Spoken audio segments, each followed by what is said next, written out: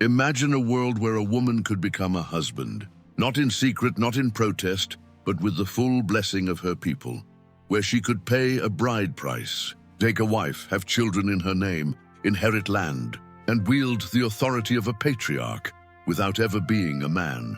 This is not a tale of modern rebellion. It is an echo from the African past. From Nigeria to Kenya, Ghana to South Africa, African women have historically stepped into male social roles, not only surviving patriarchy, but bending it. Welcome to the world of woman-to-woman marriage in Africa, a hidden tradition buried by colonialism, but still whispering through history.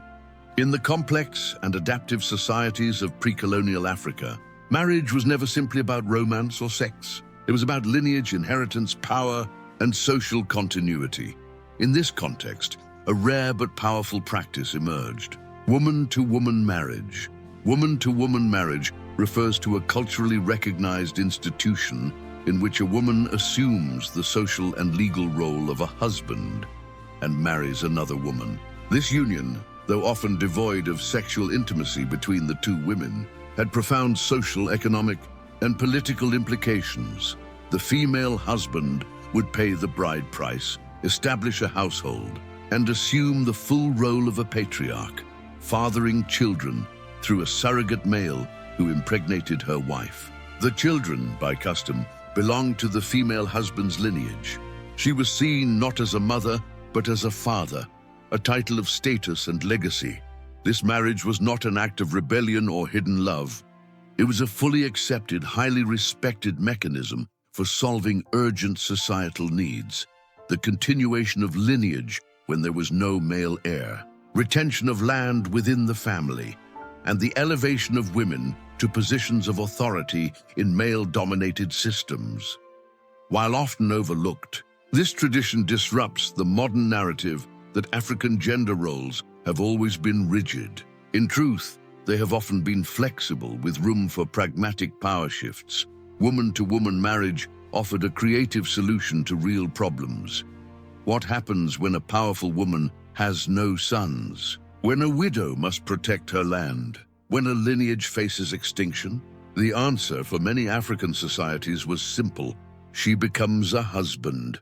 The roots of woman-to-woman marriage lie deep within the kinship structures of African societies, where family was more about responsibility and continuity than biology. Unlike Western nuclear models, African families were often extended, fluid, and bound by lineage rather than direct parentage. Social fatherhood could matter more than genetic ties. In this framework, the absence of a male heir created a crisis. A woman with no sons, or a family with no surviving men, faced the loss of property, name, and place in the community. To preserve the patrilineal line, woman-to-woman marriage became a legitimate strategy. It allowed the woman to adopt male social status, marry a fertile wife, and designate herself the legal father of the children born. This practice wasn't isolated. It was Pan-African.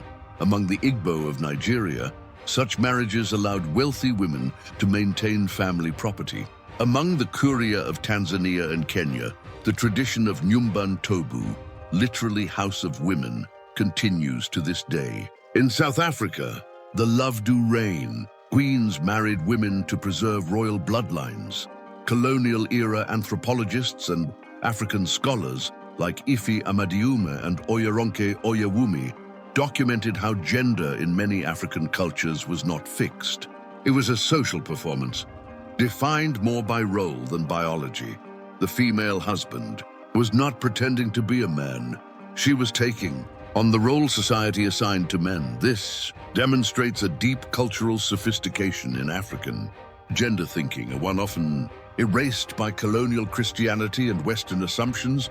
Across Africa, woman-to-woman marriage manifested in diverse ways, from royal dynasties to rural communities, each with its own variation and purpose. Among the Igbo people, the practice was widespread. A wealthy woman without a male heir could take a wife. These unions allowed her to ensure that her lineage, and not that of her in-laws, would continue. In the Kuria community, the tradition of Nyumba Ntobhu still thrives. Women facing gender-based violence or who wish to avoid unwanted marriages find protection in becoming or marrying a female husband. Children from these unions are legally and socially considered the offspring of the female husband. The Lovedu people of South Africa had a royal twist. The Rain Queen, a powerful monarch, married women to ensure continuity of her spiritual and political legacy. These wives bore children through chosen male surrogates, but the queen was their legal father. In Kenya's Nandi culture, the female husband could inherit her father's property and take a wife to prevent land from being lost to another clan. The Frafra people of Ghana practiced similar customs, using woman-to-woman unions to preserve ritual lineage, especially among priestess lineages. These marriages were not symbolic. They were functional, fully integrated into the social fabric, and crucially, they were not perceived as sexual deviancy. That perception came later with colonial distortion.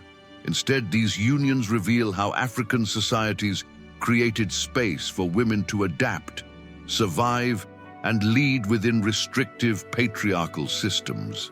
To understand the full power of woman-to-woman marriage, we must move beyond the domestic and into the realms of wealth, status, and control.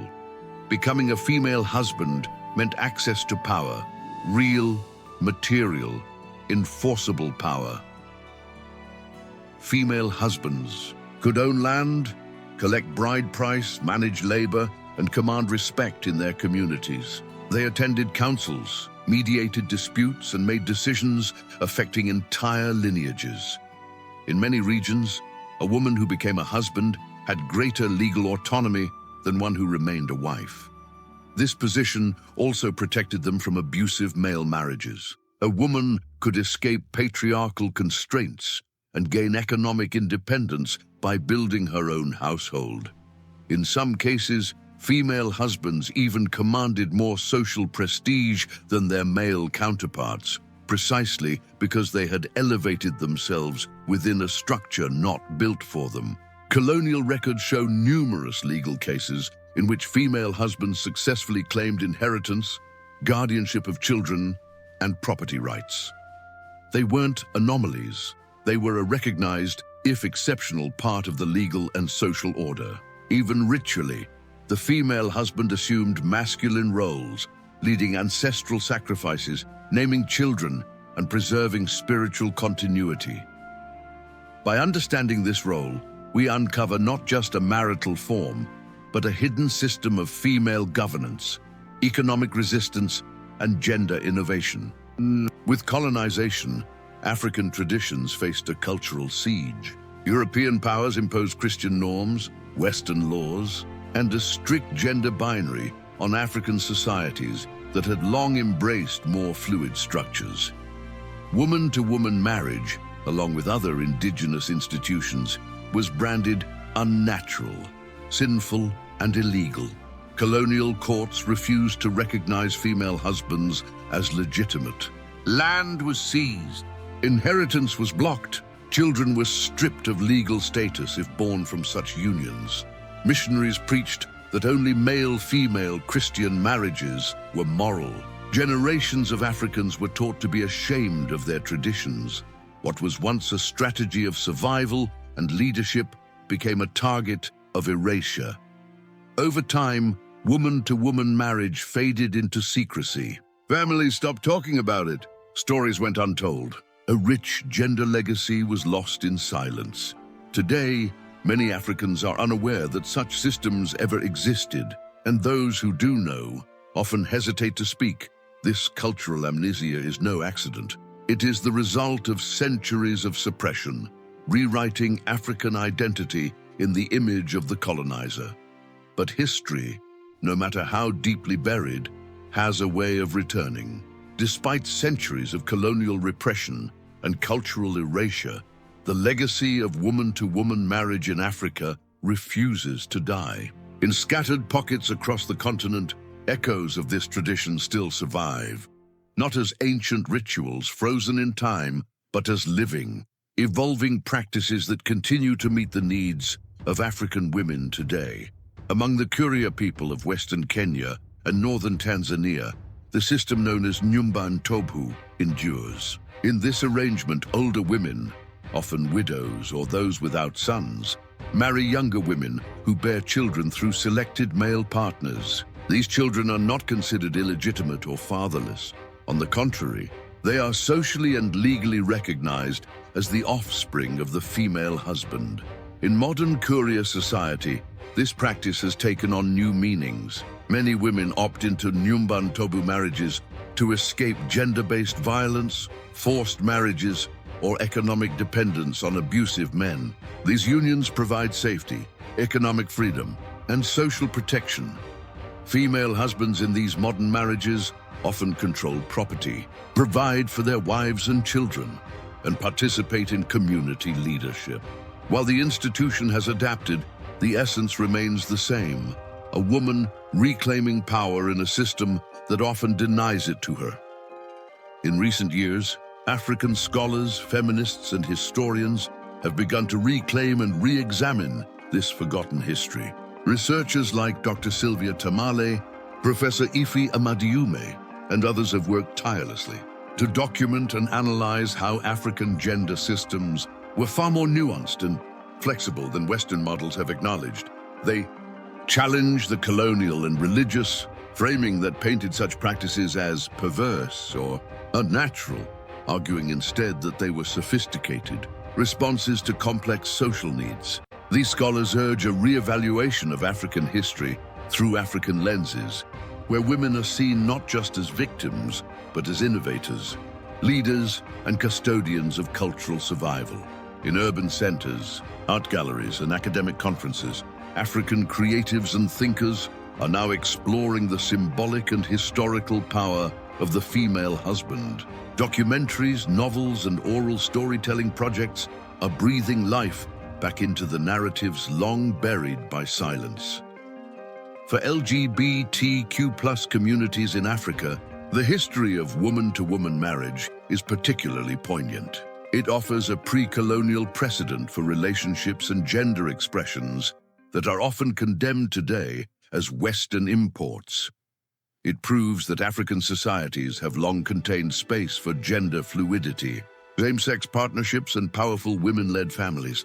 It also forces us to question how many traditions were erased, how many powerful women's names were lost, and what would African societies look like today if these traditions had been allowed to evolve without colonial interference. There is still resistance, of course. In many African countries, the legacy of colonial morality laws and religious conservatism continues to cast a long shadow. Public discussions of gender diversity remain taboo in many communities, but the seeds of revival are there. In the archives, in the villages where Nyumba Ntobhu continues, and in the voices of young African women digging into their past to understand their present, woman-to-woman marriage, once a tool for lineage survival, has become a symbol of cultural memory and quiet resistance. It stands as a reminder that African women have always found ways to lead, to build families, and to protect their futures, even in systems not built for them. In a world hungry for empowering narratives from Africa, this forgotten chapter is not just history. It is a mirror, a map, and a call to remember. This is more than a story of marriage. It's a story of power, of silence, of survival. It's a history stolen by empire, buried under shame, but still pulsing beneath the surface of African memory. At Hidden Black History, we are committed to recovering the stories that were never meant to be forgotten. Stories that challenge colonial lies and restore dignity to the ancestors who dared to live on their own terms. If this story moved you, share it, speak it, teach it. Let the world know that Africa's past is not one of darkness, but of brilliance, complexity, and deep resilience. Subscribe to Hidden Black History. Reclaim your roots. Rewrite the narrative.